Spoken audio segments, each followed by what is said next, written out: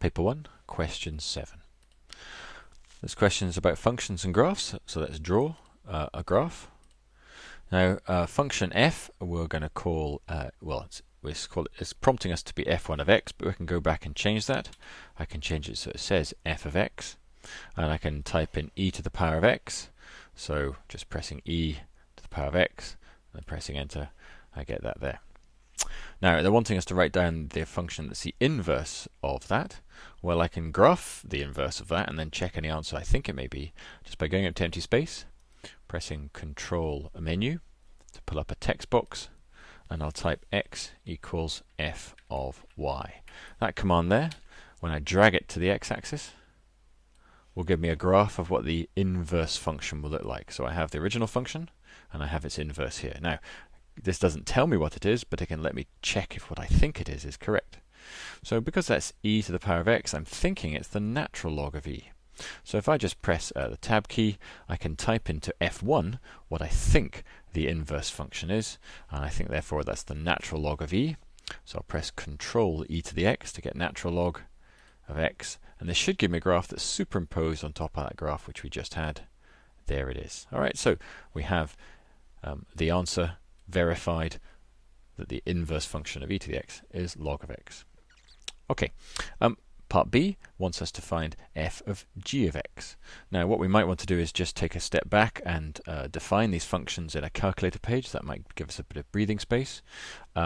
So what I'm going to do is I'm going to insert a page, so Control Doc, and I'll type a calculator. Now, I already have the function f defined. I've just pressed the var key there, and also this function f1. So they're already in place. I just need to find g of x. So I can just type in g, open brackets, x, close brackets, and then Control Template to get the defined is equal button. And this is the natural log of 1 plus 2x. So Control exponential 1 plus 2x. And I'll press enter. Now that doesn't do anything, it's just define the function. And so what I'm now going to do is work out the function f of g of x. Now I could go back to my previous graph page, but I'm just going to start a brand new graph page to stop clutter getting in the way. So I'll just insert a new page by pressing Control Doc, add a graph, and I can now type f of g of x. That syntax will come up with the graph of what f of g of x is, and it looks like that. Now, I may well have done some algebraic work to establish what I think f of g of x to be. I may think it is 1 plus 2x, and I can verify that. I'll just press tab and I'll just type in 1 plus 2x, and we'll see what happens. Yes, it does indeed lie superimposed on top. But there was an important difference there. The graph of 1 plus 2x has gone way down here into the third quadrant, where the original function just went into the first and second quadrants, and it only existed above the y-axis. So you'll have to decide whether that's something you wish to comment on or not, but f of g of x is 1 plus 2x, and it's been verified graphically. Now I want to do the inverse of that. Well, f of 2 of x, I'm just going to hide this f3 of x if I may. I'll just press Control menu and choose hide, and so it's back to the original.